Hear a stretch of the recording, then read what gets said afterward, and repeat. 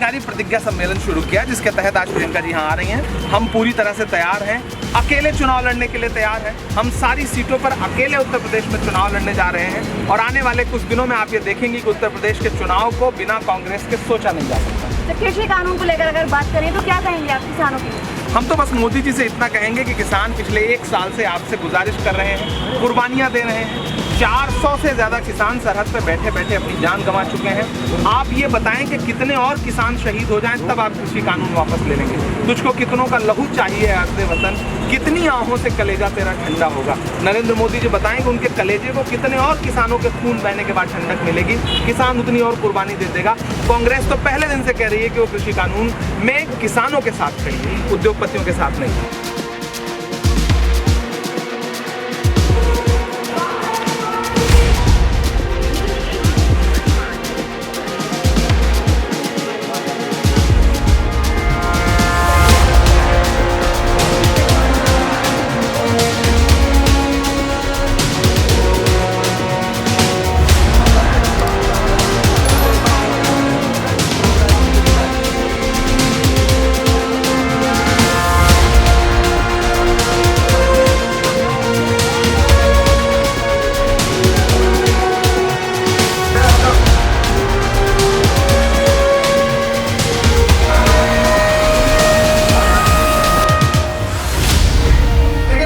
सिर्फ एक शिकायत है कि आपका उत्साह थोड़ा ठंडा सा पड़ गया, मुझे ऐसा लग रहा है। थक गए आप सारे लोग क्या? अब आपके अतिथि हरियाणा के राजनीति के भविष्य दीपेन भाई को थोड़ी देर बाद बोलने के लिए आना है, हमारे आदरणीय अध्यक्ष जी को बोलने के लिए आना है। तो थोड़ी देर आप जोश पैदा करिए अपने अंदर। और मैं ज्यादा कुछ आज भाषण नहीं करूंगा क्योंकि ना भाषण का वक्त है ना मौका है। आपने भाषण बहुत सुन लिया है। मैं 4-6 पंक्तियां सुना देता हूं ताकि आपका मूड बन जाए और आप जो है फिर से तैयार हो जाएं हमारे अतिथियों को सुनने के लिए। हम जो प्रतिज्ञाएं कर रहे हैं उन प्रतिज्ञाओं के माध्यम से हम आपसे शायद यही कहना चाहते हैं कि मोहब्बत भाईचारे के दीवाने दिन ही लौटा दो। ये मैं किससे कह रहा हूं? देश की जो सत्ता पे बैठी हुई ताकत है उससे, कि मोहब्बत भाईचारे के दीवाने दिन ही लौटा दो।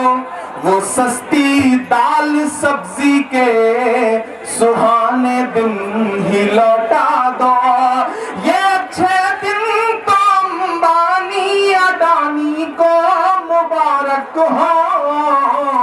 हमें ऐसा करो साहिब पुराने दिन ही लौटा दो।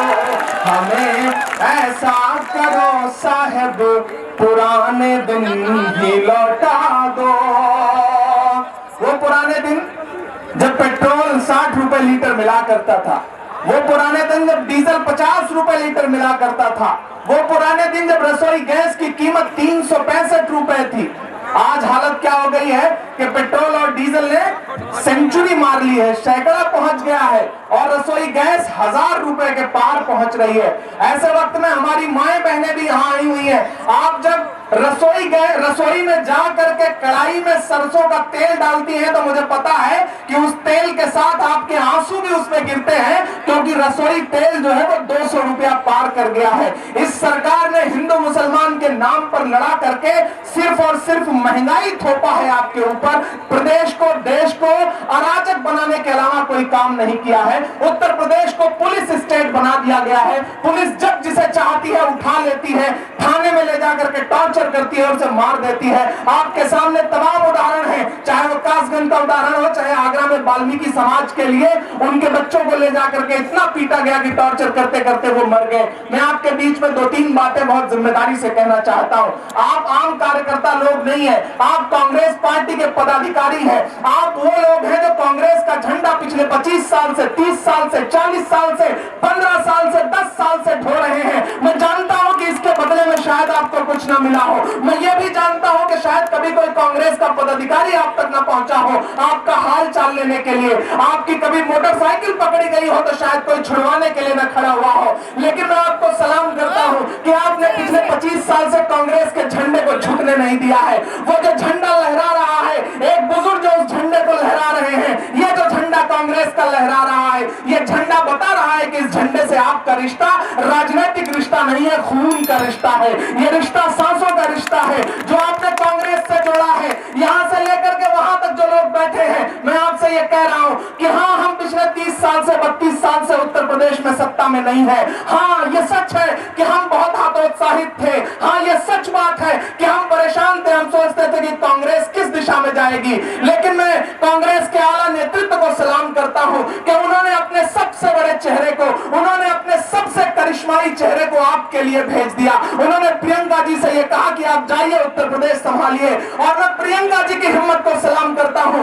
आपकी तालियां जाए प्रियंका जी। आज प्रियंका जी की तबीयत खराब है, उन्हें बुखार है, वो यहां तक नहीं आ पाई है, लेकिन वो आपको सुन रही है, लाइव सुन रही है। मैं चाहता हूं कि उन तक आपकी तालियां जाए। मैं सलाम करता हूं प्रियंका जी को, जिन्होंने उत्तर प्रदेश में हंगामा खड़ा करके रख दिया है, जिन्होंने योगी आदित्यनाथ को बताया है कि आप पुलिस लगाओगे, आपकी पुलिस की लाठियां मुझे रोकना चाहेंगी तो रोक नहीं पाएंगी, क्योंकि मेरी रगों में इंदिरा का खून दौड़ रहा है, राजीव का खून दौड़ रहा है। हमें रोक नहीं सकते आप। और मैं यहाँ आपसे कह दूं, अकलियत के भी साथी यहाँ पर बैठे हैं, मैं आपसे खास तौर से मुखातिब होकर कह रहा हूँ कि आप सारे लोगों ने पिछले 30 साल में कांग्रेस को छोड़ करके क्षेत्रीय पार्टियों को चुना, क्योंकि आपको कांग्रेस से छोटी छोटी शिकायतें थी। लेकिन मेरे भाई, ये मौका छोटी छोटी शिकायतों पे नाराज होने का नहीं है। मुल्क बहुत बुरे दौर से गुजर रहा है। दिल्ली वाली ताकत हो या लखनऊ वाली ताकत हो, वो जमहूरियत खत्म करना चाहते हैं। वो डॉक्टर बाबा साहब भीमराव अंबेडकर के संविधान को खत्म करना चाहते हैं, क्योंकि वो खत्म कर देंगे तो आपके सारे हुकूक खत्म हो जाएंगे, आपको कुचलना आसान हो जाएगा, आपके लिए कोई बोलने वाला नहीं होगा। याद करो, एनआरसी के दौरान जब आपके सीनों पे सीधे गोलियां मारी जा रही थी, रामपुर से लेकर के, बिजनौर से लेकर के, संभल से लेकर के चारों तरफ, तो मुझे बताओ कि तुम्हारे लिए कौन निकल करके आया था? तुम्हारे लिए प्रियंका गांधी जी निकल के आई और उन्होंने तुम्हारे आंसू पोंछने के काम किए। आपको याद होगा कि जब किसानों पर अत्याचार हो रहा था, किसानों पर लाठियां बरसाई जा रही थी, तो कौन निकल करके आया? अपने घर से संसद भवन तक ट्रैक्टर चला करके राहुल जी ने साबित किया कि नरेंद्र मोदी साहब, किसानों के खिलाफ अगर गुरूर दिखाओगे तो हम तुम्हारे गुरूर को ट्रैक्टर से जोड़ देंगे। ये काम किया राहुल गांधी जी ने किया है। कांग्रेस ही है इस देश में जो संविधान बचा सकती है। बहुत जिम्मेदारी से आपसे कह रहा हूं, मैं शायर हूं, आप मुझे पसंद करते हैं, मेरी नज़्में सुनते हैं। लोग मुझसे कहते हैं कि इमरान आप कांग्रेस में क्यों चले गए, आपके सामने ऑप्शन थे। तब मैं लोगों से कहता हूं कि मुझे देश को चुनना था, इसलिए मैंने कांग्रेस को चुना। मैं कांग्रेस के साथ इसलिए खड़ा हूं क्योंकि मुझे देश के साथ खड़ा होना है। मेरे भाई, जिस बेहतर की तलाश में पिछले 30 साल पहले समाजवादी में गए थे, बसपा में गए थे, मुझे बताओ वो तुम्हें मिला? नहीं मिला। तुम्हारे मुद्दे आए तो तुम्हारे लिए वो खड़े हुए? नहीं खड़े हुए। यहाँ रामपुर के साथी हैं, ये मुरादाबाद है, इसी मुरादाबाद में आजम खान ने आकर के जिसके लिए प्रचार किया था, आज स्थिति यह है कि आजम खान जेल में है तो उन्हें कोई पूछने वाला नहीं है। मैं दूसरी पार्टी में हूँ, मैं कांग्रेस पार्टी में हूँ, लेकिन जब मुझे लगा कि जौहर यूनिवर्सिटी पर जुल्म हो रहा है, आजम पर जुल्म हो रहा है, तो पहला आदमी हूँ जो वहां तक गया था। मेरे जाने के बाद अखिलेश यादव जी को मजबूर होकर के वहां जाना पड़ा था। इस बात की आप लोग गवाह हैं। अरे जो आजम खान के नहीं हुए वो आपके क्या होंगे? आजम को जेल भिजवा के आजमी को दौड़ा रहे हैं। उनका काम ही है, एक को अंदर कराओ, दूसरे को आगे लाओ, क्योंकि वो नहीं चाहते कि आपकी रहनुमाई खड़ी हो। मैं आपसे ये कह रहा हूं कि कांग्रेस के अलावा कोई इस देश को लेकर के नहीं चल सकता। मैं दामन फैला के आपसे कह रहा हूं कि एक बार कांग्रेस के साथ आइए। ये जो प्रतिज्ञाएं प्रियंका गांधी जी कर रही है, ये सिर्फ किसी वर्ग विशेष के लिए, किसी धर्म विशेष के लिए, किसी समाज विशेष के लिए नहीं है। वो महिलाओं की बात कर रही है। वो कह रही है कि लड़कियां अगर इंटर पास कर जाएंगी तो हम उन्हें स्मार्टफोन देंगे। स्मार्टफोन का मतलब टच वाला फोन। आप अंदाजा लगाइए कि कितनी बड़ी क्रांति की बात कर रही है। वो कह रही है कि जब बच्ची ग्रेजुएट हो जाएगी तो हम उसे स्कूटी देंगे, और स्कूटी भी पेट्रोल वाली नहीं, क्योंकि उनको पता है कि अगर तब तक मोदी जी रह गए तो पेट्रोल हो सकता है 200 रुपए लीटर पहुंच जाए, तो बिटिया कैसे भरवा पाएगी। तो वो कह रही है कि हम इलेक्ट्रॉनिक स्कूटी देंगे, इलेक्ट्रॉनिक स्कूटी देंगे ताकि पेट्रोल भरवाने की जरूरत न पड़े, चार्ज करो और आगे बढ़ो। ये प्रियंका जी आपसे वादा कर रही है। वो कह रही है कि हम 40% टिकट महिलाओं को देंगे। मैं उत्तर प्रदेश की महिलाओं से मुखातिब होकर कहता हूं कि मेरी बहनों, मेरी दादियां, मेरी माएं, प्रियंका जी ने आपकी वजह से एक बहुत बड़े बदलाव का रिस्क उठाया है। ये उत्तर प्रदेश हो, बिहार हो, हरियाणा हो, जितने प्रदेश हैं ये पितृसत्तात्मक प्रदेश है, पुरुष प्रधान समाज वाले प्रदेश हैं। ऐसे में प्रियंका प्रियंका जी ने कहा कि हम 40% टिकट महिलाओं को देंगे तो देंगे, ये जो उन्होंने वादा किया है इसे आसान मत समझिए, ये समाज और राजनीति के बदलाव का एक बहुत बड़ा संकेत है। आपको प्रियंका जी के साथ आना पड़ेगा। इस देश में प्रियंका जी के अलावा, राहुल गांधी के अलावा, कांग्रेस के अलावा कोई ताकत नहीं है जो इस देश को, प्रदेश को आगे लेकर के जा सके। और एक बात मैं यहां खड़ा होकर के मौजूदा सरकार और समाजवादी बहुजन समाज पार्टी सारे लोगों से कहना चाहता हूं कि कांग्रेस के कार्यकर्ताओं को कमजोर मत समझिए। 6 महीने पहले आपको लगता था कि कांग्रेस कहीं है ही नहीं, लेकिन आज स्थिति यह हो गई है कि आप परेशान हो गए हैं। हमने जब देखा कि हमारा कार्यकर्ता हतोत्साहित है तो प्रियंका जी ने क्या किया, सबसे पहले नरेंद्र मोदी जी के गढ़ में घुस करके बनारस में लाखों की भीड़ इकट्ठा करके ये बताया कि हम तुम्हारे घर में घुस करके भी दिखाएंगे कि कांग्रेस यहां भी मजबूत है। उसके बाद जब बातें करनी शुरू की प्रदेश की मीडिया ने, तो प्रियंका जी ने कहा कि नहीं, सिर्फ बनारस नहीं, हम गोरखपुर भी जाएंगे। योगी आदित्यनाथ जी के गढ़ में घुस करके लाखों की भीड़ इकट्ठा करके प्रियंका जी ने बताया कि हमारे कार्यकर्ता यहां भी खड़े हैं, यहां भी मजबूत है। जिस तरह से प्रियंका जी आप सबसे संवाद कर रही हैं, जिस तरह से दीपेंद्र भाई, आदरणीय लल्लू जी, धीरज जी, तौकीर भाई, रोहित जी, ये सारे लोग लग कर करके आपसे बातचीत कर रहे हैं, आप ये समझ लीजिए कि कांग्रेस पूरी मजबूती के साथ उत्तर प्रदेश के चुनाव को लड़ने जा रही है। और प्रियंका जी ने कल बुलंदशहर में ऐलान कर दिया है कि हम किसी से गठबंधन नहीं करेंगे, अकेले चुनाव लड़ेंगे। ये प्रियंका जी ने ऐलान कर दिया है। इसलिए अब इस मुगालते में मत रहिएगा कि आप मेहनत करेंगे और कोई और उसका मजा ले जाएगा, ऐसा नहीं होगा। आप मेहनत करोगे तो आपको उसका इनाम मिलेगा, आपको टिकट मिलेगा, आपको पार्टी चुनाव लड़ाएगी, जो फैसला होगा वो देखा जाएगा।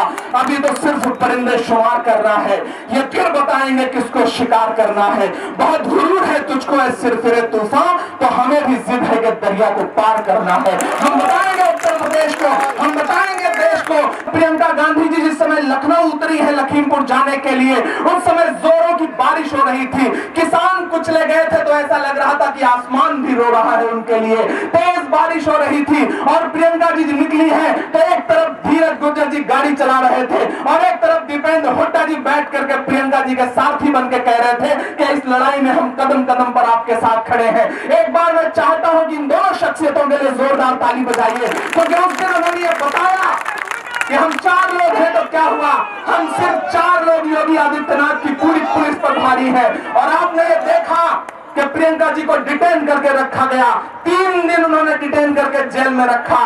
लेकिन आज मैं गारंटी के साथ कह रहा हूं, वाला ऐलान कह रहा हूं कि जिस समय लखनऊ से लखीमपुर की सड़क पर प्रियंका जी चल रही थी, ऐसा लग रहा था कि प्रियंका जी नहीं बल्कि इंदिरा गांधी जी चल रही हैं। ये आपने देखा, तो अपने अंदर जोश भरिए, अपने अंदर उत्साह भरिए, तैयार हो जाइए। आने वाले कुछ महीने बाद उत्तर प्रदेश की तकदीर का फैसला होना है। वो जो लोग ये कहते हैं कि सिर्फ हम लड़ाई में है, छोड़ दीजिए, उन पे ध्यान देना छोड़ दीजिए। आने वाले 1, 1.5, 2 महीने बाद हम बताएंगे कि आपके पैरों के नीचे की जमीन खिसक चुकी है और आप लड़ाई में नहीं है। भारतीय जनता पार्टी की जालिम सरकार से अगर कोई लड़ाई लड़ रहा है तो सिर्फ कांग्रेस लड़ रही है। आपने ये देखा भी है कि प्रियंका जी निकली तो लखीमपुर पहुंच के मानी, और अखिलेश जी निकले तो कहां धरने पे बैठे, अपने घर के बाहर। और जब पुलिस वाले लेने आए तो उन्होंने किसी से कोई झड़प झड़प कुछ नहीं किया, सीधे जाकर के गाड़ी में बैठ गए। तो आप बताओ, आपको लड़ने वाला आदमी चाहिए या फिर उनके साथ खड़ा हो जाने वाला? मैं ऐलान कह रहा हूं कि आवाम का है, किसान का है, सवाल लोगों की जान का है। आवाम का है, किसान का है, सवाल लोगों की जान का है। हैं जो भी कातिल, हैं जो भी शामिल, उन्हीं से इसका जवाब लेंगे। सनद रहे हम हिसाब लेंगे, सनद रहे हम हिसाब लेंगे, सनद रहे हम हिसाब लेंगे। यहाँ जो बुजुर्ग हैं, मैं इनकी पेशानी की झुर्रियों में महसूस कर रहा हूँ पिछले 30 साल का दर्द। मैं जानता हूँ कि आप कांग्रेस के लिए खड़े हुए तो आपकी पीठ पर पुलिस की लाठियां भी बरसी हैं, आपने अपने इन्हीं मजबूत पंजों से पुलिस की लाठियां भी रोकी हैं। तो मेरे भाई तैयार रहिए। मैं बड़े बोल नहीं बोलता हूँ, मैं शायर हूँ। हिंदी साहित्य कहता है कि कवि और साहित्यकार की जबान पर सरस्वती विराजमान रहती है। मैं यहाँ खड़ा होकर कह रहा हूँ कि मैं बड़े लेकिन मीडिया के साथी नोट करें कि आने वाले दिनों में उत्तर प्रदेश में बिना कांग्रेस पार्टी की कोई सरकार नहीं बनेगी। ये हमारा दावा है, ये हमारा वादा है कि जमहूरियत को कुचलने वाला ये काम तेरा नहीं चलेगा। मैं मुखातिब हूं लखनऊ वाले से कि जमहूरियत को कुचलने वाला ये काम तेरा नहीं चलेगा। यहाँ पे हिटलर मुसोलिनी सा निजाम तेरा नहीं चलेगा। ये जुल्म की नफरतों की जितनी चलाओ आंधी नहीं डरेंगी। तैयार रहना चौथे मिसरे पे, कोई हाथ खामोश नहीं रहेगा। ये जुल्म की नफरतों की जितनी चलाओ आंधी नहीं डरेंगी। वो और होंगे जो डरते होंगे, प्रियंका गांधी नहीं डरेंगी। लहू लहू इंकलाब लेंगे, लहू लहू इंकलाब लेंगे, सनद रहे हम हिसाब लेंगे, सनद रहे हम हिसाब लेंगे, सनद रहे सब हिसाब लेंगे। बहुत शुक्रिया एक बेहतरीन आयोजन के लिए। फिर आप सही होगी, लाखों की भीड़ वाली रैली होगी, इसलिए आप लोग अपना दिल छोटा मत करिएगा। बहुत शुक्रिया, बहुत धन्यवाद।